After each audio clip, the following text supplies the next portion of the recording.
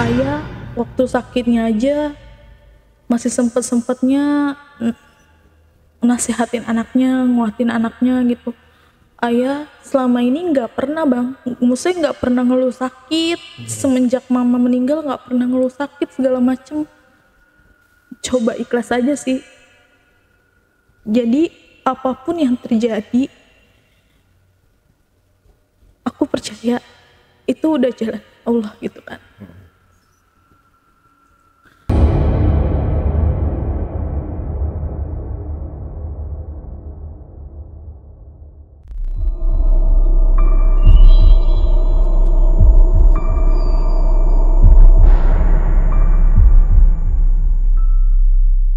Assalamualaikum warahmatullahi wabarakatuh. Jumpa lagi berjumpa dengan pria tampan dari Bekasi. Tentunya yang wajib diselamatkan dari kepunahan dan keangkaramurkaan. Kali ini kembali saya menghadirkan seorang narasumber yang pernah mengalami kejadian mistis beberapa tahun lalu, bahkan sampai merenggut nyawa dari sang ayah. Tapi sebelum narasumber bercerita lebih panjang lebar lagi, jangan lupa untuk selalu support channel Jejak Backpacker, subscribe, like, komen, dan share sebanyak-banyaknya video-video YouTube Jejak Backpacker. Tak lupa juga saya ucapkan terima kasih buat penonton, subscriber Jejak Backpacker dimanapun berada, yang sampai hari ini sudah mendukung dan mensupport channel YouTube Jejak Backpacker. Dan buat kalian yang punya pengalaman mistis yang menarik untuk diangkat di cerita atau di channel YouTube Jejak Backpacker, kirim cerita menarik kalian melalui nomor WhatsApp di 0852 123 45683. Assalamualaikum Kak Intan. Waalaikumsalam. Salaman dulu, salaman jauh. Iya. Oke Kak Intan, terima kasih sudah datang jauh-jauh dari Cakung ya Kak Intan ya, ke studio dan basecamp Jejak Backpacker. Oke, kali ini Kak Intan ini punya pengalaman menarik nih, di mana Kak ayahnya ini diguna-guna atau disantet gitu Kak Intan ya, yang mengakibatkan sampai ayah dari Kak Intan ini kehilangan nyawa gitu. Oke, tapi disimpan dulu aja ceritanya Kak. Kita kembali lagi aja setelah ini Kak ya. Tapi sebelum Intan bercerita lebih lanjut lagi, saksikan setelah OMG yang satu ini.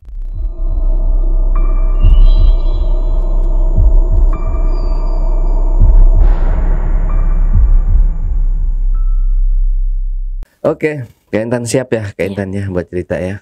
Iya siap. Santai aja Kak Intan ceritanya, jangan terburu-buru, di ngalurin aja ceritanya Kak Intan ya. Siap Kak Intan? Iya. Oke, silakan Kak Intan. Aku mau cerita sebelumnya bang tentang latar belakang keluarga aku ya. Jadi mama ini kebetulan, sebelumnya aku mau cerita dari mama dulu ya. Oke. Jadi mama ini anak satu-satunya dari kakek sama nenek. Nah, mama ini terbilang orang yang gampang banget untuk terkena apa ya? Ibarat kata tuh tulang rusuknya renggang. Jadi sering banget kesurupan segala macam. Nah, waktu itu mama itu suka apa sih, dapat kiriman dari mantan dari seseorang lah, dari pria. Jadi mama ini tuh nggak suka sama dia. Maksudnya akhirnya tuh mereka berpisah. Nah tapi cowok ini tuh nggak terima. Akhirnya mama ini dibuat kepikiran lah sama dia. Jadi sering nanyain dia, pokoknya teringat sama laki-laki tersebut. Nah sehabis mama kebuka mata batinnya, jadi kan mama tuh kepikiran terus kan sama orang itu. Nah itu kebuka mata batinnya, jadi mama tuh suka ngeliat tiba-tiba kayak depan muka tuh suka nongol orang-orang yang udah nggak ada gitu. Dari situ terus kan diobatin tuh sama kakek kebetulan kan. Nah itu diobatin sama kakek, ketutuplah mata batinnya. Tapi mama masih tetap bisa ngerasain hal-hal yang mistis kayak gitu kan. Jadi sering banget kesurupan. Pokoknya sering sebulan itu bisa sekali 2 kali kesurupan. Oh. Nah, singkat cerita, mama nikah sama ayah, punya 4 anak. Abang aku yang pertama, nah itu cuman dia nggak tinggal bareng aku maksudnya nggak tinggal bareng kita nih di Jakarta. Jadi kakakku 3 orang itu tinggalnya sama kakek sama nenek di kampung. Nah kebetulan kakakku yang pertama ini tuh dia sering diajarin kakek tentang amalan-amalan kayak puasa mutih selama 40 hari. Jadi dia lebih lebih peka lah terhadap hal-hal kayak gitu juga. Sampai dia itu dibilang ada penunggunya.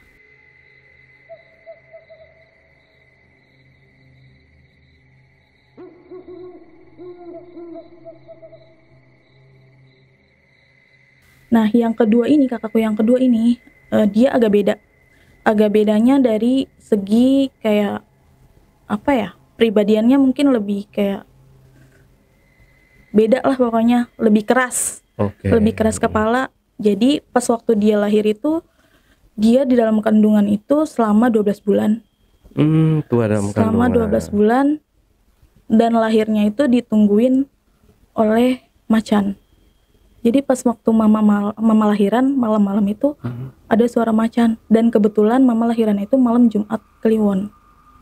Jadi makanya dia tuh agak keras gitu dari segi ininya. Nah kakakku yang ketiga itu biasa-biasa aja sih. Nah jadi tiga abangku ini di kampung, aku di Jakarta.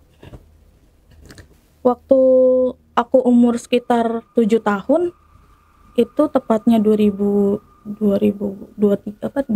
ya kalau nggak salah, 2004 lah. Itu aku kelas 2 SD kan. Pas waktu kelas 2 SD itu aku tinggal, jadi depannya tuh empang. Nah itu aku tinggal itu di deket Kemayoran. Kemayoran ya itu. Rumah aku kan mama tuh dulu punya warung. Warungnya itu jaraknya kurang lebih 15 menit dari rumah. Jadi kalau misalnya kendaraan itu 15 menit dari rumah. Nah, samping warungnya mama itu ada pohon beringin yang konon katanya kalau misalnya pohon beringin itu nggak bisa ditebang. Jadi kalau misalnya ditebang itu orang bakal meninggal atau bakalan sakit.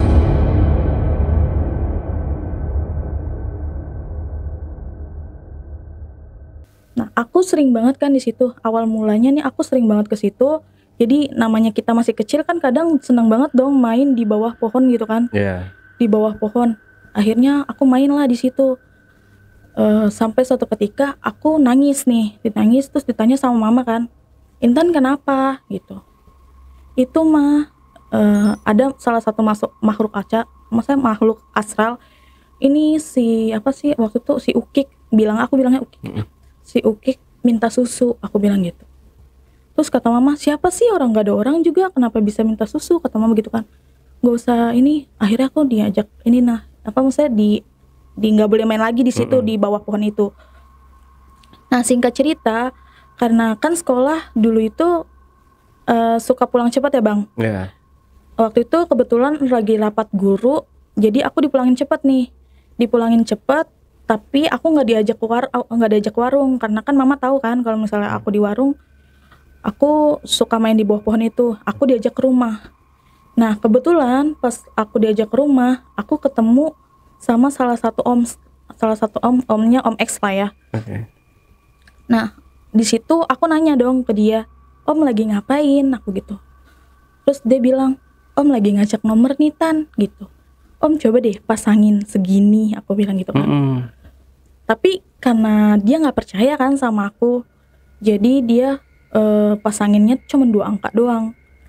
2 angka, tapi besoknya itu tembus, dapet berapa ratus ribu gitu. Nah itu pertama. Terus kan akhirnya dari rame kan di kalangan rumah aku. Akhirnya beberapa orang suka nanya-nanyain aku. Cuman kalau misalnya aku ditanya itu nggak bisa tembus. Jadi kudu aku sendiri yang ngucapin. Ya.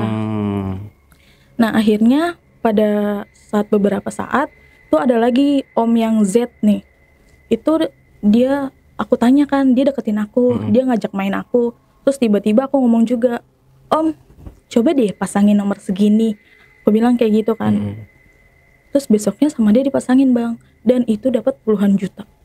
Oh. Iya. Nah, kan karena mereka dapat puluhan juta, kadang kan orang wilayah mereka itu abis dapat duit kadang suka foya-foya nih. Nah, abis dapat duit foya-foya, mereka suka beli minuman gitu, mabok-mabokan segala macam. Nah, pada saat itu udahlah ya, sama kita maboknya itu kan nggak jauh dari rumah kan. Nah, terus kita tidurlah, istirahat ya kan. Istirahat di rumah, tidur. Dan pada saat aku abis dapat uang itu kan aku dibeliin sepatu segala macam. Oh, hadiah. Hadiah, iya. Ya. Dikasih hadiah segala macam, itu banyak banget. Nah, mama tidur nih, tapi dalam mimpinya itu mama mimpi.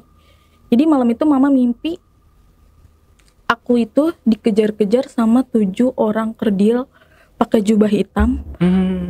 Tapi dia bawa tombak. Jadi terus dia bilang gini, kalau misalnya anak lu masih ngasih nomor-nomor, gue bakal bunuh anak lu.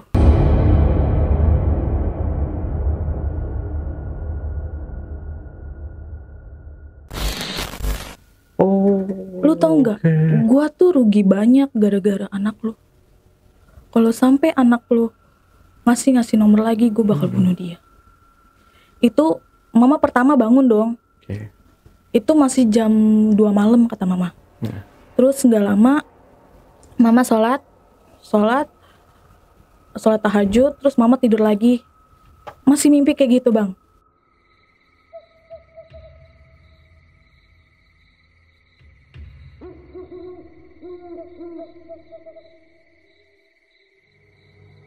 Terus akhirnya subuh mama bangun lah, sholat subuh segala macam, tapi di situ mama dengar desisan ular,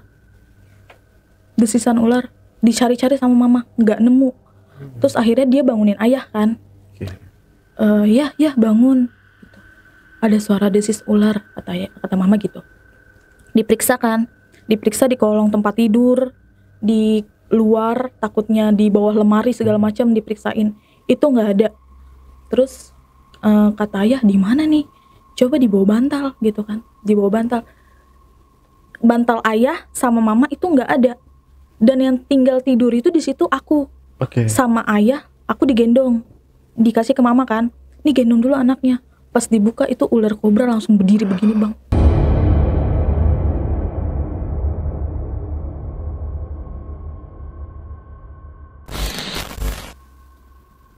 Langsung berdiri kayak di gitu. bawah bantal? Di bawah bantal aku. Oh. Terus sama ayah, langsung ayah buru-buru ambil karung kan. Kebetulan kan depan nggak jauh dari rumah aku kan ada warung. Ambil karung kayak karung goni gitu, dimasukin ke dalam, terus sama yang buat jemuran, apa sih, kayu-kayu buat jemuran. Di inilah digebuk-gebuk sama ayah. Itu udah keluar darahnya, udah nggak bergerak juga, pokoknya udah nggak ada tanda-tanda kehidupan lah, maksudnya ularnya gitu. Dibakar sama ayah, pakai bensin. Itu udah habis baranya, cuman tiba-tiba ularnya tuh keluar lagi Bang.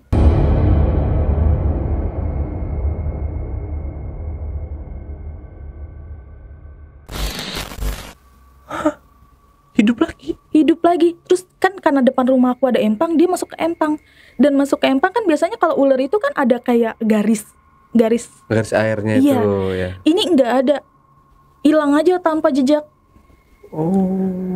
Tanpa jejak. Aneh banget ya. Iya. Nah terus pas dari situ pagi-paginya nih jam 9, jam 10-an kita dengar jadi semalam itu ada yang berantem gara-gara mabuk-mabukan semalam.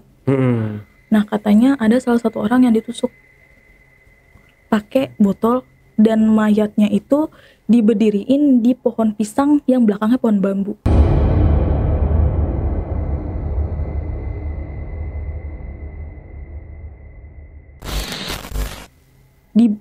Jadi kan ini rumahku sananya itu banyak lahan-lahan lapang gitu.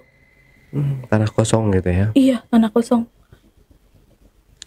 Di situ ditemuin mayat, terus makanya kata mama dari situ tuh kan ada, maksudnya aku sampai di mama dimimpiin kayak gitu, terus udah gitu gara-gara dapat uang mengakibatkan orang sampai kehilangan nyawa juga kan, kayak gitu. Berarti jadi masalah besar. Iya, ya. jadi masalah besar. Terus nggak lama setelah itu, berselang 3 hari, ayah ini kan main ke rumah temennya. Nah pulang itu sekitar jam 12 malam. Rumahku kan harus ngelewatin kali dulu. Nah ayah ngelewatin jembatan, terus agak mau belokan, ayah tuh naik sepeda. Pas membelokan itu ada perempuan. Pak, numpang pak sampai depan. Perawakannya masih perempuan. Kata ayah, oh ya udah, ayo bareng, kata ayah gitu kan. Bareng nih, tapi pas bareng sama ayah kok nggak nyampe. Perasaan dari sini ke depan tuh cuman 5 menit, kata ayah gitu. Naik sepeda, kok nggak nyampe, terus gitu berat kan. Pas ayah nengok ke belakang, itu perempuan, terus ketawa. Gimana sih ketawa kuntilanak gitu. Terus ayah langsung kabur bang, kabur kan, lari gitu. Sepedanya ditinggal. Nah kebetulan orang-orang lagi pada kumpul nih depan warung yang dekat rumahku. Ditanyain, Pak kenapa? Ada kuntilanak, katanya gitu. Ada kuntilanak. Terus sama mereka disamperin.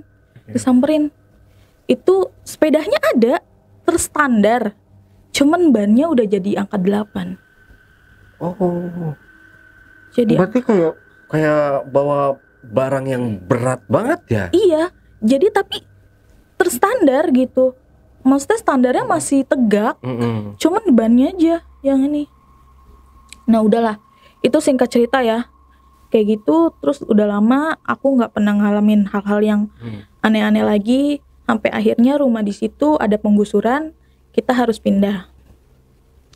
Nah aku pindah ke suatu daerah, dan di sini aku menerima perlakuan gak baik dari tetangga. Jadi bak gentong air aku itu diisiin sama cabe ulek sambel. Jadi mereka sengaja ngulek sambel, ngulek cabe, terus gentong air aku diisiin sambel. Karena kan kita nanya alasannya apa, katanya kamu berisik. Kan dulu ayah itu kan jual beli motor. Kadang kan jual beli motor itu kayak motor Ereking, motor Satria Hiu, apa aja gitu kan bang. Itu katanya mereka nggak terima. Nah akhirnya karena dari situ mama akhirnya pindah lagi nih, nyari tempat. Nah ada tuh yang kosong, cuman katanya dulu bekas orang gantung diri. Nah gantung diri, terus di kamar mandinya sih dengar-dengar katanya ada kepala buntung. Nah pas kepala buntung, jadi pas aku nginep di situ, maksudnya baru pindah nih di situ, itu selama seminggu nggak ada gangguan apa-apa. Cuman pas berjalan seterusnya itu aku sakit panas, cuman pas maghrib doang. Dan aku maksudnya pas lagi aku sakit gitu, jadi aku tiduran kan, cuman berasa dari atas tuh kayak ada yang nibanin. Abang tahu drum minyak tanah gak sih yang dulu-dulu itu? Aku berasa kayak ditibanin gitu sama drum itu dari atas. Mama itu apa? Aku nibanin Intan gitu. Terus sama kayak jempol aku tuh kayak gede gitu, kayak gede kecil gitu. Itu berselang tiap maghrib selama kurang lebih 4-5 hari. Sampai akhirnya mama nelpon kakek yang di kampung. Akhirnya kakek ke Jakarta lah buat ngobatin aku. Terus aku dimandiin. Akhirnya rumah itu ada pengajian. Akhirnya udah gak ada gangguan apa-apa lagi. Terus selang beberapa saat, kan kita ini, mama kan ayah tuh jual beli motor ya. Jadi kadang suka komunikasi sama orang-orang banyak gitu. Kayak teman-teman rekan kerjanya dia, kayak teman-teman orang nawarin motor, jual beli motor segala macam. Terus sering banget ada yang ke rumah. Terus ada satu perempuan juga yang ke rumah, sering banget ke rumah nanyain ayah. Gitu. Cuman mama nggak pernah gubris. Nah, satu ketika nih, ini cerita, jadi waktu itu kan lagi liburan sekolah. Ayah juga kan seorang supir ya, supir pribadi anak sekolah. Jadi ayah lagi libur sekolah, cuman waktu itu majikannya itu minta ayah buat anterin anaknya ke suatu tempat. Nah, pergilah ya pagi-pagi sampai sore gitu. Nah, ayah pulang, di situ di rumah ada aku, ada nenek aku, ada abang aku yang pertama. Jadi ini posisi mamaku madep ke aku. Tapi aku madep kayak ke nenek aku. Nah, di situ ada abang aku nih ngelihat ke kita-kita. Nah, ayah pulang tuh nggak lama dari situ. Nggak lama kan AA tuh kentut gitu ya bang, kentut itu bau terus akhirnya kita ceng-cengan kan, AA lu kentut lo, gini apa sih, bau ini gitu kan. Biasalah namanya keluarga kalau misalnya kan kadang suka ini rame gitu kan. Terus ayah masuk duduk, nenek sholat nih, kita masih heboh nih, lu bau gini segala macam. Terus kata nenek keluar, udah selesai sholat keluar. Terus kata nenek gini, ini mah bukan bau kentut, ini mah bau darah busuk.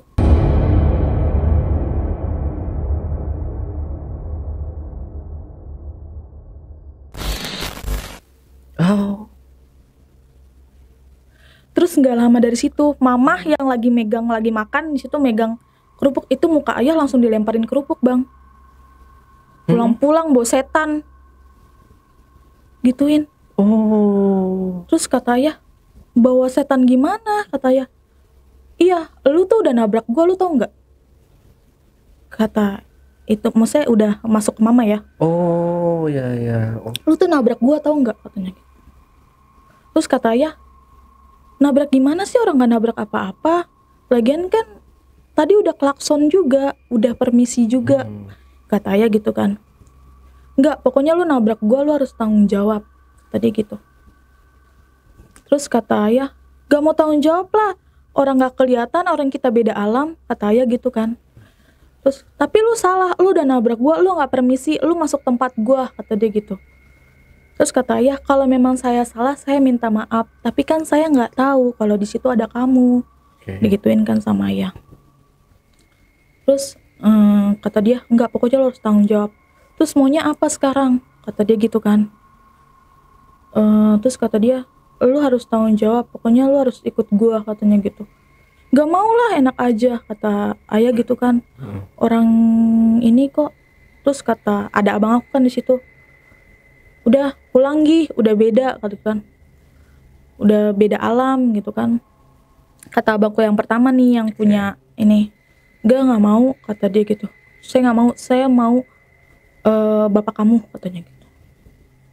Karena dia udah nabrak saya. Terus kata A dipegang nih tangannya. Mau pulang apa gimana? Gitu.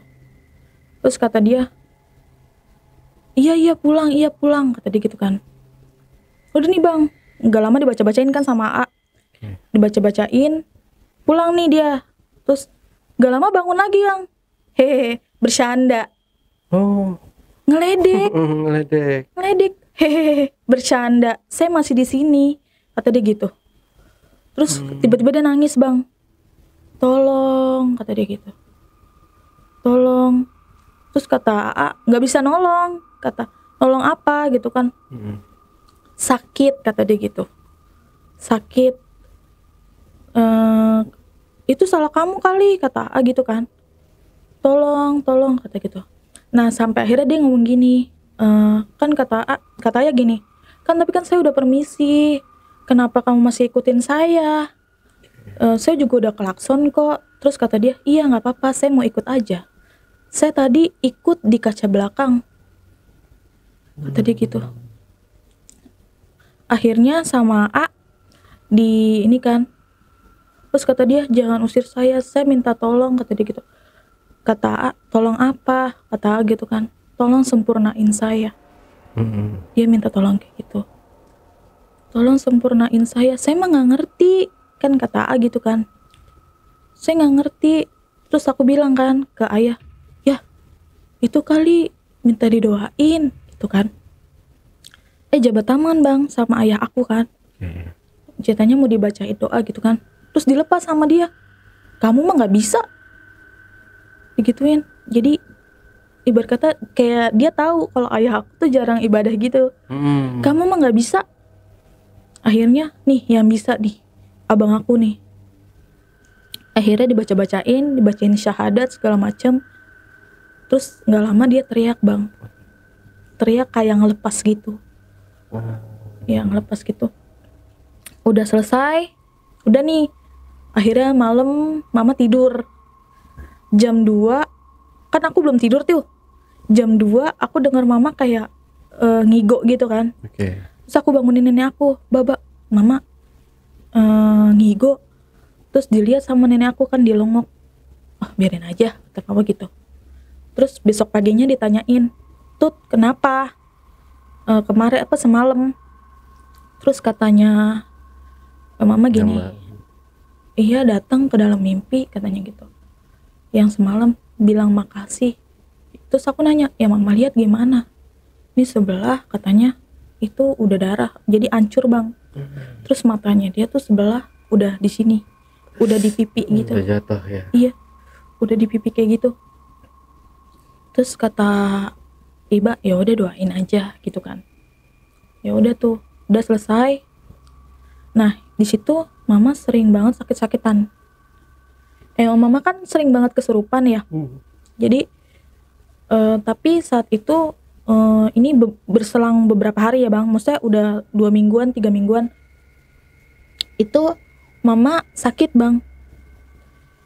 Jadi aku pikir sakit kayak yang sebelum-sebelumnya. Jadi sebelum-sebelumnya itu pernah kan mama itu apa sih kayak iseng dari, biasalah namanya warung kadang kan ada yang nutup atau gimana, ada yang nggak seneng gitu kan. Kirain aku masih kayak gitu, ternyata ini beda gitu kan. Jadi waktu itu mama sakit itu sampai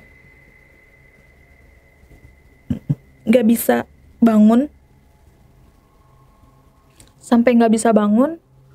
terus akhirnya nggak lama mama kesurupan.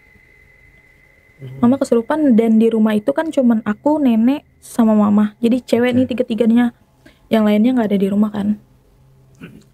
Nah pas dari situ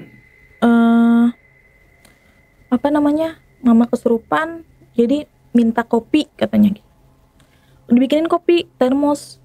Itu sekali minum bang, sekali minum padahal itu air masih panas. Terus nggak lama dia minta rokok, mintanya yang nggak ada filternya. Jadi waktu itu kan aku beli, aku beli yang ada filternya kan gitu. Dibuang sama dia, nggak mau katanya gitu, maunya yang nggak ada filternya gitu. Terus minum begini, tapi ininya tuh kempot gitu.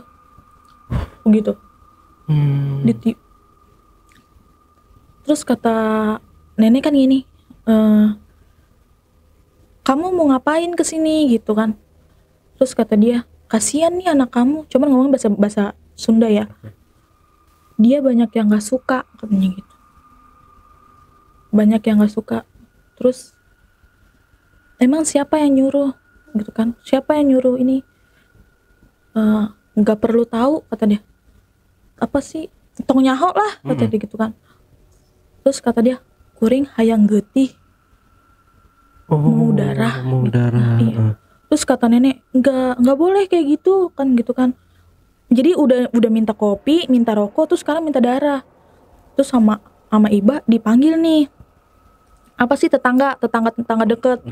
Tetangga deket. Terus aku nelpon ayah kan, dipanggil tetangga deket, terus dibacain.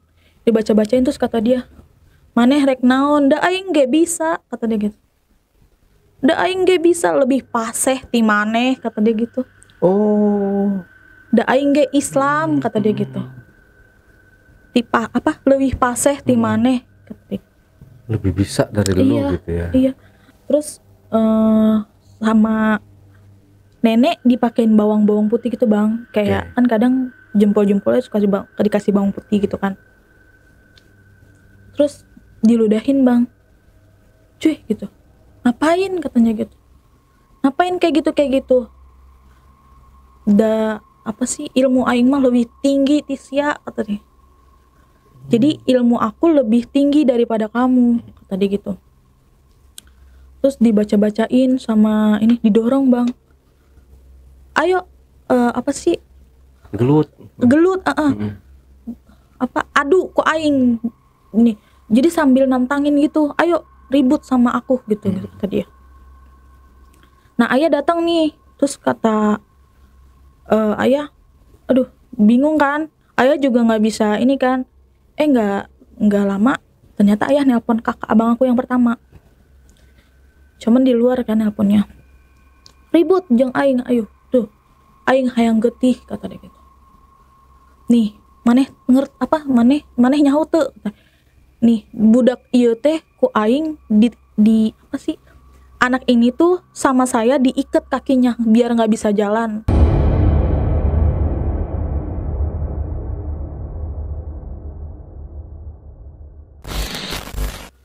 Kata dia gitu. Dan rumah ini saya bikin panas biar kalian pada ribut katanya. Jadi di rumah itu suka sering cekcok gitu, jadi pada nggak betah gitu di rumah. Kayak ayah suka main gitu kan, nggak betah lah di rumah, dibikin nggak betah di rumah. Terus Rama tuh bang, jadi di apa sih, mau dikeluarin nggak bisa. Nah sampai akhirnya tiba-tiba dia nangis, Panglima perang datang, Panglima perang datang bawa pasukan loba.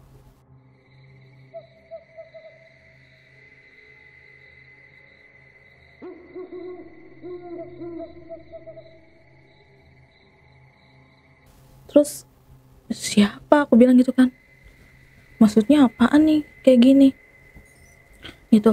Panglima perang datang, ampun kata dia gitu, ampun Panglima perang.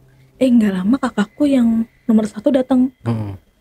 Yang nomor 1 datang, terus dia berdiri kan di depan, terus dia ngeliatin doang nih ke mama begini, terus sama yang masuk ke mama gini, ampun Panglima perang, ampun, sambil kayak sujud-sujud gitu. Terus sama AA duduk kan, sila begini, maneh rek naon, rek pulang sorangan atau kulegleg apa maksudnya hayang dilegleg, iya mau dimakan sama aku kata dia gitu. Terus kata dah kuring mah di Paraban disuruh kuring mah kata dia gitu. Dah kuring mah disuruh di Paraban, ngeunah Paraban ge kata dia, makanannya dia juga enak kata dia gitu kan. Dikasih makan, terus kata AA gini, emang makannya apa katanya gitu. Makannya kata dia waktu itu darah hewan sama apa ya, kayak kemenyan gitu, cuman yang mahal deh kalau nggak salah. Dah kuring mah di Paraban, dah kuring mah disuruh kata dia gitu kan. Emang apa sih, pokoknya diinin kan kata sama AA gini, kamu gak usah macem-macem. Jadi AA ini udah kesurupan yang kodamnya ya, kamu gak usah macem-macem, kamu mau pulang sekarang atau saya makan kamu kata dia gitu kan. Terus kata dia, ampun Panglima perang. Terus kata dia, akhirnya adu bang, adu kekuatan gitu. Terus akhirnya dia bilang, iya kuring pulang antar katanya, maksudnya ditolongin gitu. Terus kata AA, pulang sendiri gitu kan. Terus gak lama dari situ sama AA dikepegang kepalanya bang. Jadi dipegang kepalanya, terus kayak dihirup lah, maksudnya kayak dimakan gitu dari ubun-ubunnya, ditarik gitu. Udah dari situ mama pingsan. Terus akhirnya kondisi mama semakin parah. Terus sampai akhirnya tahun 2019 itu mama meninggal. Cuman kita mikirnya gak mau terlalu jauh sih ya. Pada saat itu udah gak mau mikir terlalu jauh.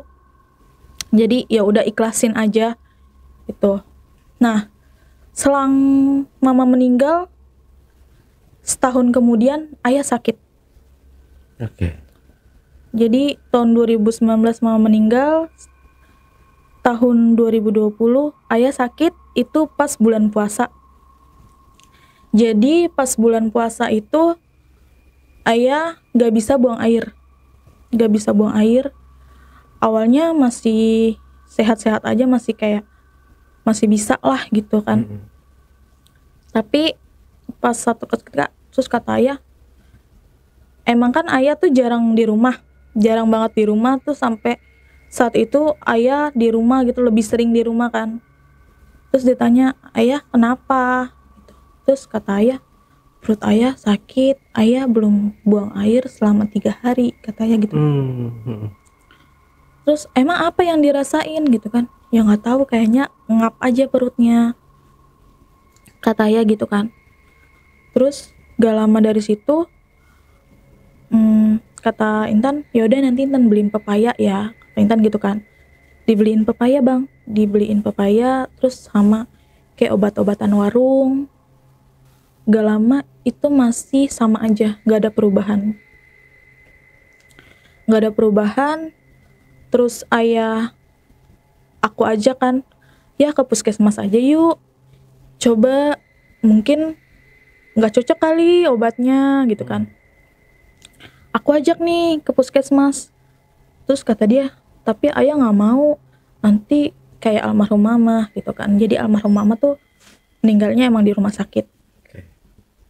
Nah selepas dari situ ayah berobat lah, akhirnya mau ayah berobat.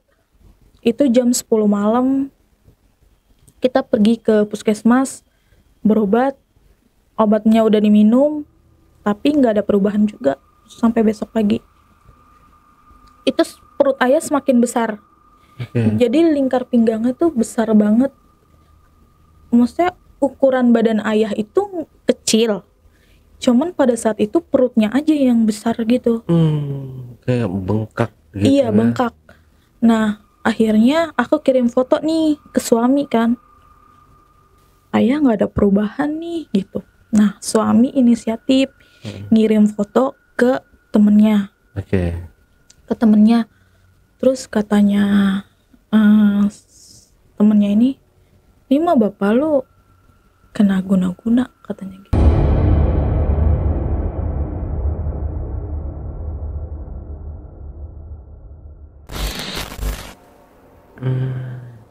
Nah terus akhirnya kita inisiatif buat bawa ayah ke orang tersebut kan, ya ke orang pintar itu di daerah Bekasi, Gabus. Ayah ke sana, terus katanya dikasih tahu, katanya ini ada cewek yang gak senang sama kamu, katanya dia, maksudnya kamu udah janji sama dia, cuman gak kamu tepatin, katanya gitu. Waktu itu kan yang pergi ke sana itu abang aku yang pertama, suami aku sama ayah aku kan. Terus ditanya kan, kok bisa sampai perutnya kembung? Terus dia kasih tahu gini, iya soalnya foto bapak kamu dimasukin ke botolnya yang berisikan kacang hijau. Jadi kalau kacang hijau itu kan, yang aku nangkep ya, kalau kacang hijau itu kan lama-lama kalau diisi air mekar. Iya, jadi ya itu kenapa ayah nggak bisa buang, jadi nggak buang air, karena ayah maksudnya di dalam botol gitu, medianya kayak gitu. Medianya, sistem guna-gunanya itu ya. Iya. Nah terus dikasih syarat kan, kalau mau sembuh waktu itu kelapa kuning, terus sama apa ya, daun apa aku lupa, terus sama kayak ayah tuh harus mandi kembang 7 rupa. Jadi pulang dari situ ayah mandi kembang 7 rupa. Ada beberapa media yang emang nggak, maksudnya satu media tuh nggak ketemu. Persyaratannya itu. Iya, persyaratannya itu. Terus sama garam kasar kan di keliling rumah. keliling rumah. Cuman ayah itu nggak percaya bang sama hal-hal kayak gitu. Jadi kata ayah, orang ayah sakit biasa kok.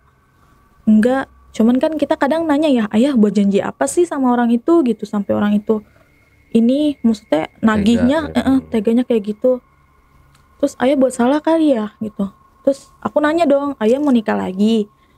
Kalau misalnya mau nikah lagi nggak apa-apa kok, kita nerima, aku bilang gitu kan. Terus akhirnya kata ayah, enggak boro-boro mau nikah lagi, kata ayah gitu. Orang yang di depan mata aja kelihatan mama mulu, kata ayah gitu. Nah terus sampai akhirnya ayah ini masih nggak ada perubahan. Jadi kelapa kemarin kuning itu udah diminum sama ayah. Cuman mungkin karena ayah kurang yakin sama hal tersebut ya. Jadi kayak ya udahlah gitu. Ya udah gini aja gitu kan. Itu nggak ada perubahan bang. Sampai akhirnya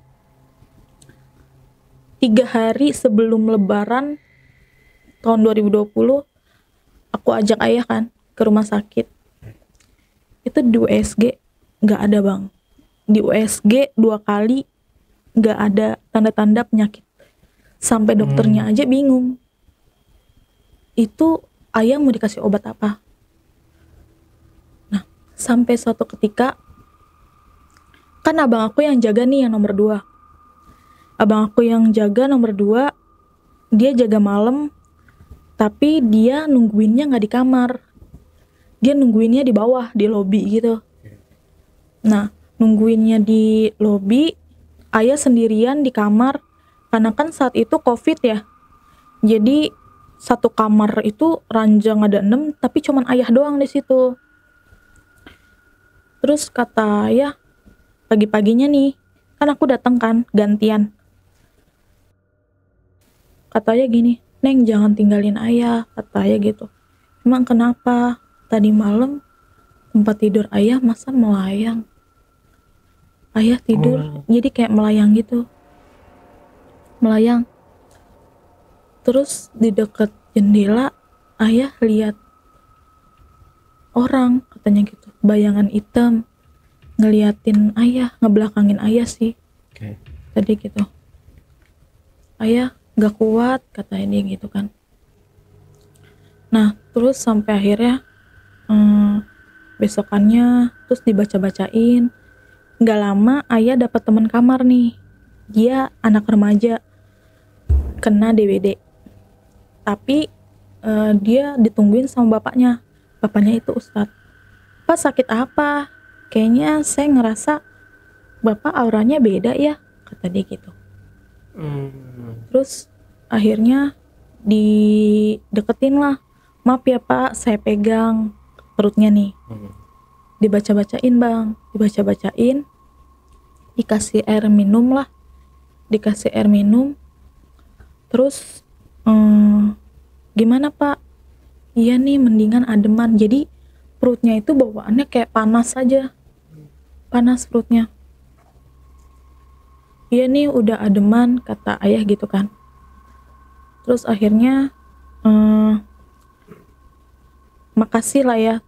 Makasih terus kayak gitu.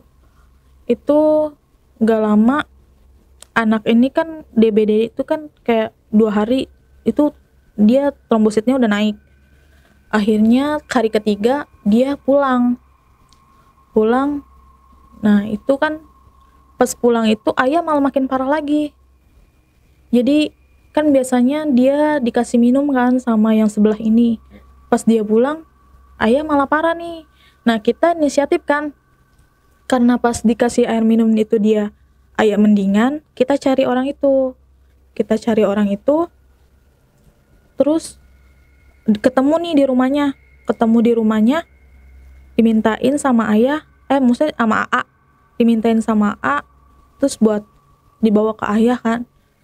Diusapin lah sama AA perutnya, terus gitu. Terus pas itu ayah bilang, ayah nggak kuat, kata ayah gitu kan. Ayah nggak kuat, orang di sini udah penuh, kata ayah gitu.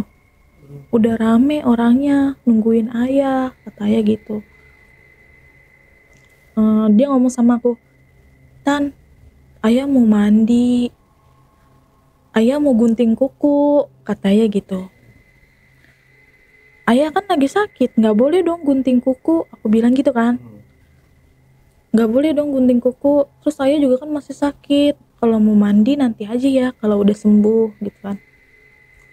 Terus akhirnya kata ayah, oh nggak boleh ya, ya udah deh, tapi Intan beliin dulu alat mandinya ya, nanti kalau misalnya ayah udah mendingan ayah mau mandi, katanya gitu kan. Aku beliin tuh bang, saat itu dibeliin. Terus kata ayah gini, Neng, ayah nggak kuat, kata ayah gitu kan. Intan bilang gini, ayah emang sebenarnya punya janji apa sih sama orang, kata gitu kan. Kenapa orang itu sampai kayak gini sama ayah? Terus kata ayah gini, ayah nggak punya janji apa-apa kok. Cuman ayah itu ada orang yang seneng sama ayah. Ada orang yang seneng sama ayah. Jadi kan pas lagi abis dari gabus itu, kata orang gabusnya itu ayah harus minta maaf kan. Salah satunya syarat juga ayah harus minta maaf sama Oh itu yang belum terpenuhi waktu tadi itu ya. bukan, ada syarat yang satunya itu kayak sesuatu kayak barang lah. Kalau yang belum terpenuhinya itu. Nah cuman syaratnya ini yang lain tuh ayah harus minta maaf sama perempuan yang dikasih lihat itu. Terus akhirnya ayah udah minta maaf tuh. Terus kata yang perempuannya ini, bang itu bukan aku, katanya gitu kan. Terus akhirnya ayah minta maaf ke salah satunya. Terus kata dia gini, gue udah bikin bini lu meninggal, gue harap lu sama gue, tapi ternyata lu malah sama keponakan gue. Jadi perempuan ini tuh udah senang sama ayah dari waktu ayah sama mama. Dia udah buat mama sakit-sakitan, buat keluarga gak betah di rumah, maksudnya buat segala macem. Tapi kenapa ayah tuh malah deket sama keponakannya ini yang janda satu kan, anak satu. Jadi dia sakit hatinya tuh karena dia perempuan masih single bang, tapi umurnya itu udah tua. Jadi belum nikah-nikah umurnya. Jadi dia ngerasa sakit hati. Udah berumur tapi nggak nikah-nikah. Akhirnya kayak gitu diceritain kan aku. Ayah minta maaf ya, mungkin salah satu omongan ayah ada yang buat mereka sakit hati, maksudnya kayak gitu. Ayah udah minta maaf belum sama orang itu? Udah kok, ayah udah minta maaf, tadi gitu kan. Dia juga udah bilang kayak gini, maksudnya udah bilang, jadi dulu tuh dia ngakuin sendiri kalau dia dulu buat mama sakit gitu kan. Nah akhirnya dari situ udah kelar kan. Nah kebetulan kan saat itu aku hamil ya bang. Aku hamil itu 7 bulan. Terus gak lama ayah WA kan. Ayah WA itu pas hari terakhir ya, hari Sabtu kalau nggak salah. Waktu itu ayah WA pagi-pagi, Neng ayah mau bubur deh, katanya gitu. Oh ya udah nanti Intan ke situ ya. Terus kata ayah, tapi Intan jangan ke atas ya, katanya gitu. Emangnya kenapa ya? Iya soalnya ayah sayang sama Intan gitu. Ya udah nanti buburnya diambil atopan, abang aku tuh yang ketiga.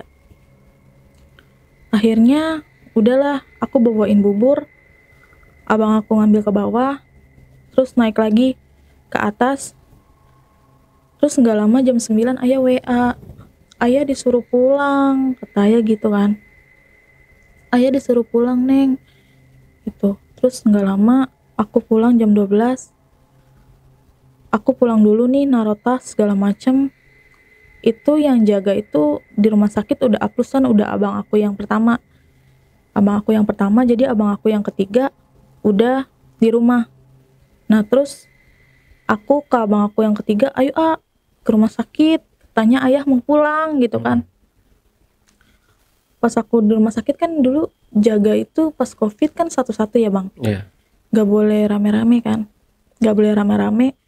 Akhirnya kita mindik-mindik tuh ke atas, jadi satu-satu, terus karena ruang tempat tidur ayah tuh deket toilet, jadi kalau misalnya ada suster kita ngumpet ke toilet.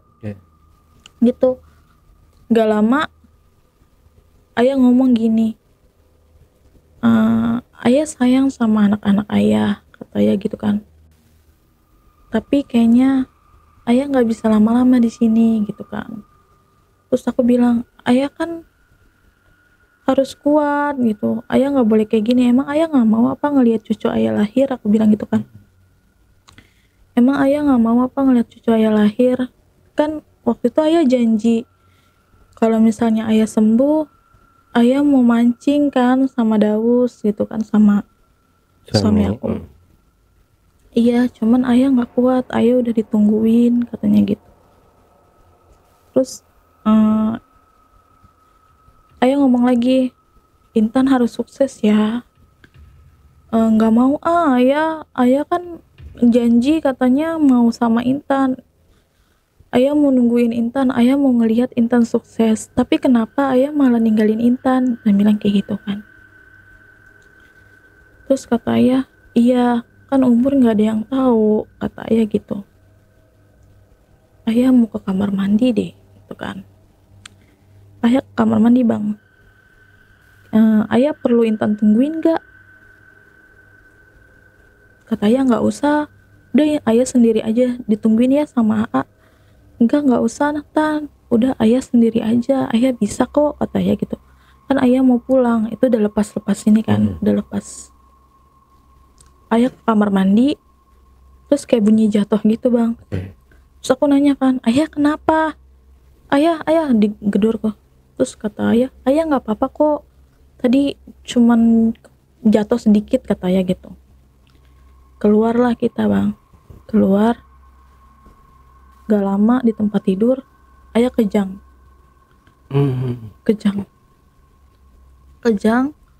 Terus sampai 2 kali. Tiba-tiba ayah netesin air mata. Netesin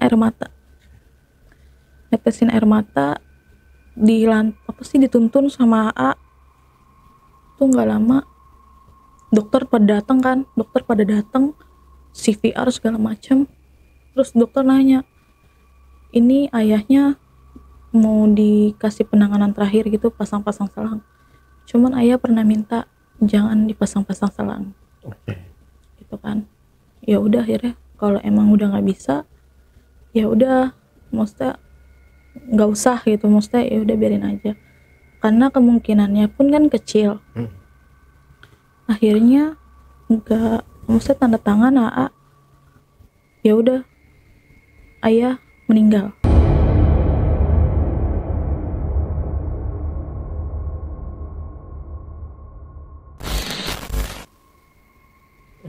Hari itu. Jadi pulangnya ayah itu bukan pulang ke rumah. Ternyata malah lebih. Udah dilepas-lepas semua alat-alatnya. Dan yang bikin ininya lagi ya, maksudnya jadi kayak dalam diri aku tuh nyesek banget. Pas orang gabus itu bilang gini bang, ini mah bapak gak bakalan lama pak umurnya kalau metodenya kayak gini. Paling bapak bisa bertahan tuh 2 bulan tuh paling lama, paling cepet sebulan. Udah ditandain kayak gitu ya. Terus ya aku hitung itu bener sebulan. Jadi omongan orang gabus itu bener gitu sih. Cuman kayak aku belum usaha dengan banyak gitu kan. Kayak ayah waktu sakitnya aja masih sempet-sempetnya nasihatin anaknya, nguatin anaknya gitu. Ayah selama ini nggak pernah bang, maksudnya nggak pernah ngeluh sakit. Semenjak mama meninggal nggak pernah ngeluh sakit segala macem, nggak pernah gitu. Makanya pas lagi waktu ayah kehilangan, terus dengan cara kayak gitu sih, aku bener-bener gimana ya? Nggak terima ya. Cuman kembali lagi, kalau misalnya aku nggak terima, itu dampaknya kan Ya, kasihan ke ayah juga kan. nggak tenang pastinya dia di sana. Dampaknya ke ayah juga. Oke. Makanya coba ikhlas aja sih. Jadi apapun yang terjadi, aku percaya itu udah jalan Allah gitu kan. Gak lama, ya udahlah, coba ikhlas gitu kan. Kehilangan itu. Sebulan ayah meninggal, nenek meninggal. Oh, berturut-turut ya. Iya, makanya tahun itu cobaannya berat banget. Maksudnya aku posisi lagi hamil, tapi dalam waktu berdekatan kehilangan seorang mama, seorang ayah, sama nenek juga. Itu sih. Ya, yang kuat ya Kak Intan ya. Tapi tetap kita sebagai orang yang ditinggalkan tetap harus ikhlas dengan kepergian dari orang yang kita cintai itu tadi. Tapi ini waktu meninggal si ayah mama ininya udah kempes atau masih Kembung. Itu USG, CT scan, semuanya nggak ada hasil apa-apa, normal aja kata dokter. Bahkan sampai kata dokter, kita nggak nemuin gejala apapun waktu ayah sakit. Makanya bingung aja sih. Ayah nggak pernah sakit, sekalinya sakit sampai kayak gitu kan. berat banget tentunya Kak Intan ya ditinggal sama orang-orang kesayangan kayak gitu, apalagi perginya pun dengan yang seperti itu. Oke, sedikit lagi Kak Intan kita ulas sedikit. Nah, saya masih penasaran dengan yang Kak Intan waktu tiba-tiba bisa memberikan nomor togel itu. Kita kembali ke yang ini dulu Kak Intan ya. Nah, setelah itu udah hilang begitu aja tuh. Iya, Udah nggak bisa karena lagi. mama kan selalu abis apa sih kalau aku dideketin orang selalu dibawa kabur, maksudnya dipulangin, dimasukin kamar. Iya, berarti itu kan ada kelebihan ya dari Kak Intan, tapi kelebihan mungkin yang mengarah ke tidak benaran itu tadi Kak Intan. Iya sih. Cuman sekarang enggak sih, udah nggak pernah kayak gitu lagi. Jadi pada saat itu aja karena emang sama mama nggak dikasih, hilang sendirinya. Setelah itu udah hilang, nggak ada lagi kan ya? Nggak ada lagi. Selanjutnya ini si ayah nih, kita lanjut ke si ayah. Itu ketahuan dari si yang apa ya, terduga lah ya, terduga pelaku yang mengguna-guna si ayah ini, dia berkata jujur atau gimana? Jujur. Di WA kan, saya minta maaf ya kalau misalnya saya bikin sakit hati kamu, kan katanya orang gabus minta maaf. Barangkali kamu punya orang yang dimaksud gitu kan. Nah sama ayah tuh dikirim WA, terus dibales lah sama orang itu.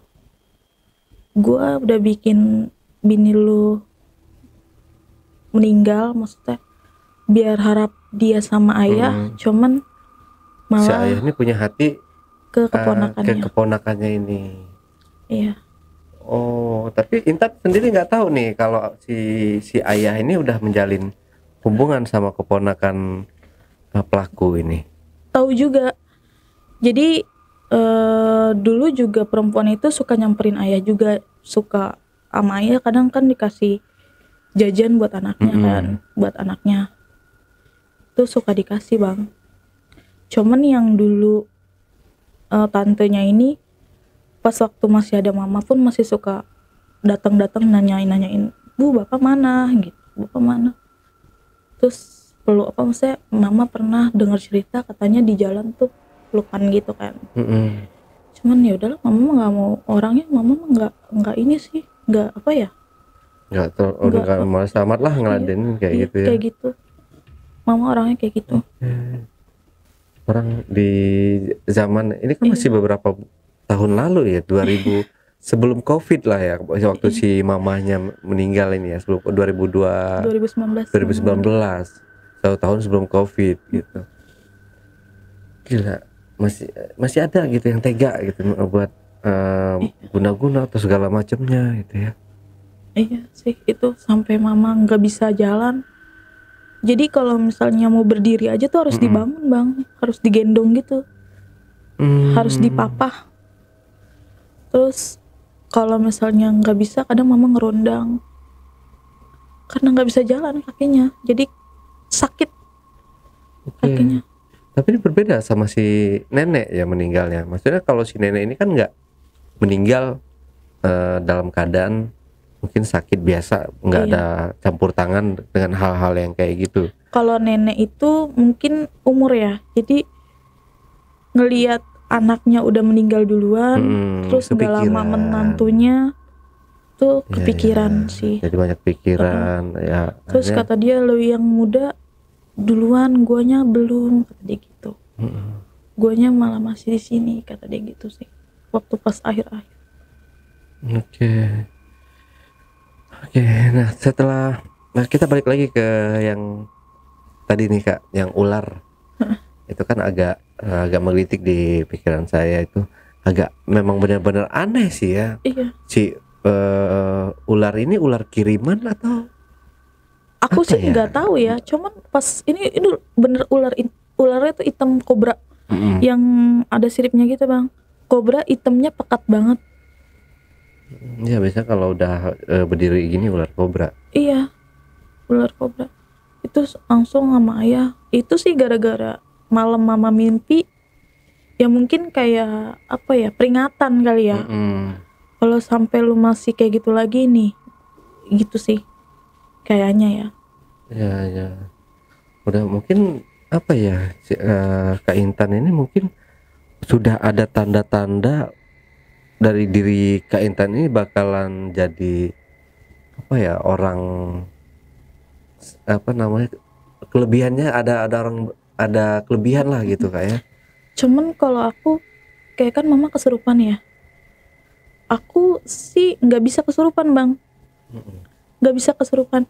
Cuman kayak misalkan nih ada, jadi lebih ketempelan gitu, kayak waktu mama meninggal atau gimana, itu kayak deketin aku yang minta maaf ke nenek. Cuman kayak lebih aku sadar, cuman mulut tiba-tiba ngucap aja gitu. Maksudnya tapi aku nggak pernah yang full kesurupan total sampai kayak orang nggak sadar diri, enggak. Jadi aku lebih kayak ketempelan aja sih gitu. Nah. Kak Intan, ada tambahan mungkin Kak Intan yang mau disampaikan ke teman-teman di rumah sebelum kita akhiri ceritanya? Nggak ada sih, mungkin lebih ke pesan aja ya. Pesan boleh. Kita nggak bisa memaksakan apa yang kita mau. Terus apa ya, lebih ke terima lapang dada, lebih ke lapang dada sama ikhlas ya, sudah pasti kita harus ikhlaskan segalanya. Dan saya juga ucapkan turut berdala sukawa buat Kak Intan yang sudah ditinggal oleh mamanya, ayahnya, dan terakhir neneknya. Tentu berat banget Kak Intan ya, nggak ada orang yang terdekat lagi sama kita. Biasanya ibu tempat curhat kita, ayah tempat curhat kita, sekarang udah gak ada. Cuma harapan satu-satunya adalah suami, orang yang terdekat sama kita itu tadi Kak Intannya. Mudah-mudahan suami Kak Intan juga bisa merangkul Kak Intan lebih erat lagi Kak Intan. Sabar Kak Intannya. Ya. Oke, cukup sedih ceritanya Kak Intan ini.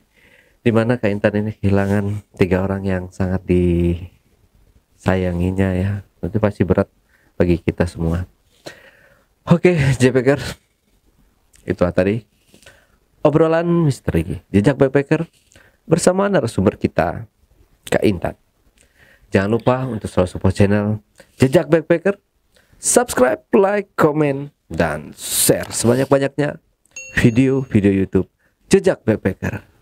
Dan buat kalian yang punya pengalaman menarik yang mau ceritanya diangkat di channel YouTube Jejak Backpacker, kirim cerita menarik kalian melalui nomor WhatsApp di 0852 1234 5683. Wassalamualaikum warahmatullahi wabarakatuh. Kak Intan, terima kasih buat waktunya Kak Intannya. Iya, makasih, sama-sama. Sabar Kak Intannya. Maaf nih, jadi saya jadi bikin Kak Intan nangis lagi ini. Enggak. Oke, sampai jumpa. Ya Kak Intan, terima kasih.